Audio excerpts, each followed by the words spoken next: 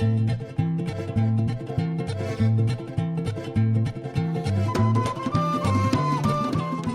Dayin from Keswick Village. This is the Rorschach Arctic update from the 24th of September 2024.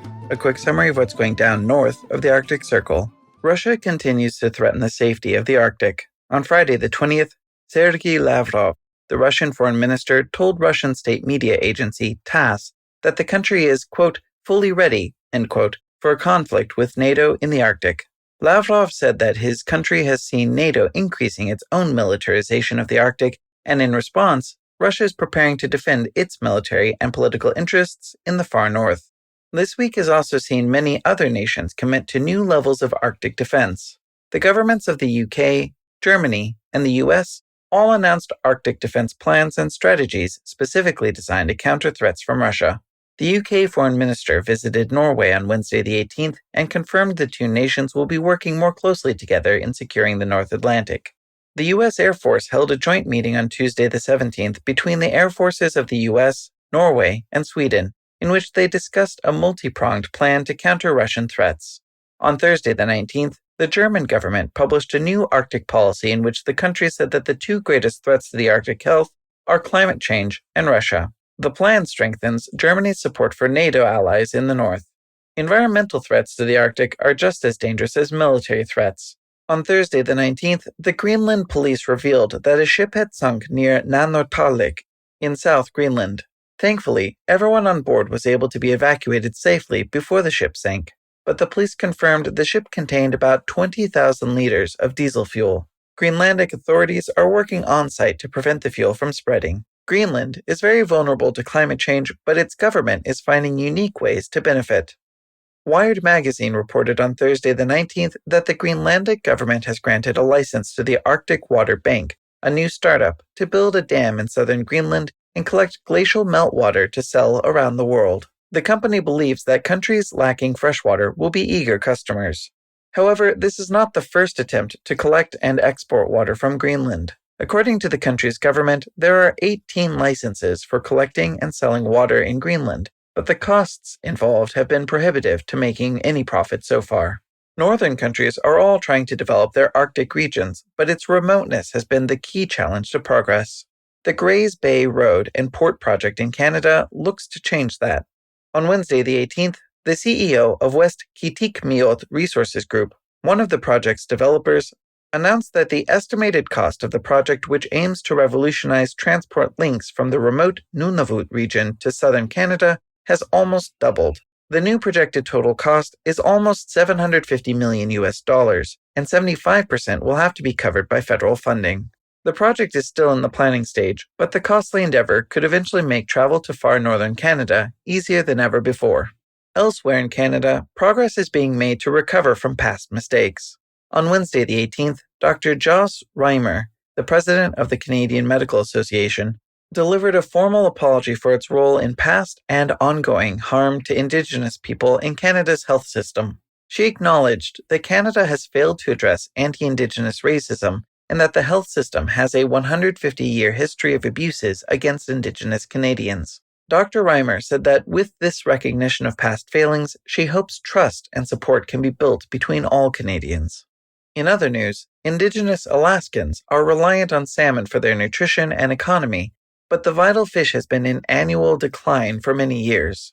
The Alaska Department of Fish and Game reported on Thursday the 19th that even though sockeye salmon are currently plentiful in number, they are also weighing in at the smallest size on record. To address the struggling salmon population, on Monday the 16th, the U.S. federal government announced a $3 million grant for Alaska to improve ecosystem health and Pacific salmon resiliency. This money is expected to fund work to restore crucial salmon habitat over the next 5 years. Norwegian salmon isn't faring so well either. The Institute of Marine Research reported on Thursday the 19th that the northern Norwegian Sea has seen a sudden spike in temperature, which has provided a perfect breeding ground for salmon lice. Anne Dagny Sandvik, a researcher at the Institute, called this an extreme situation with lice numbers higher than ever seen before. The lice are parasites that will eventually kill the fish and spread to another host. Fishing companies are slaughtering countless salmon in an attempt to prevent the spread of the lice. Even though the relief of winter approaches, this summer warns that future warm summers will result in more ice booms, salmon slaughters, and a struggling fishing industry.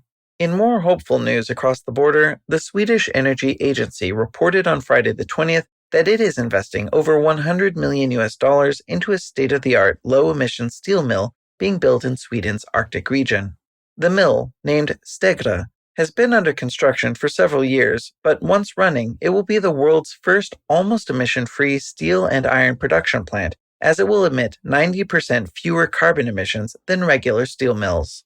On another note, over the last year, the frequent volcanic eruptions in Iceland have been a constant source of pain for the residents of Greenland, who were evacuated last November and haven't been safe to return home since.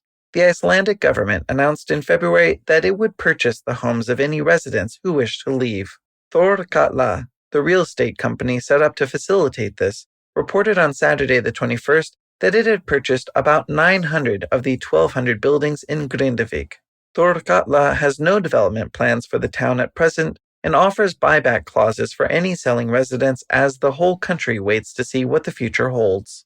Last month, the European Space Agency, or ESA, celebrated the launch of its Arctic weather satellite, which promises to significantly enhance weather forecasting in the region. Unlike previous satellites that took up to 24 hours to gather polar data, this new satellite delivers near-instant updates. On Thursday the 19th, the ESA reported that the satellite has already proven its value by tracking Storm Boris as it wreaked havoc across Central Europe. This marks the first major test of its capabilities, offering hope that Arctic-originating weather events can now be identified before moving southward. To see the first images from the satellite, check out the link in the show notes. Finally, the hunt is on for a criminal rat in Alaska.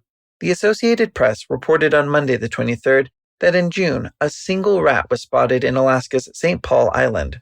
Elsewhere in the world, this isn't a problem, but St. Paul Island is one of the few places on Earth that has been able to protect its ecosystem from the spread of rats, which have been destroying seabird colonies across the Arctic. Wildlife officials from the local conservation body have since been laying traps laced with peanut butter and food made out of ultraviolet material so that they can be tracked using a blacklight. The hunt continues, and the officials have applied to the U.S. Agricultural Department to bring a specialized hunting dog to the island for additional help. And that's it for this week. Thanks for sticking around for this episode of the Rorschach Arctic Update. If you've got questions, thoughts, or just want to say hi, reach out at info@rorschach.com. Don't forget to hit subscribe on your favorite podcast app. Bless, bless.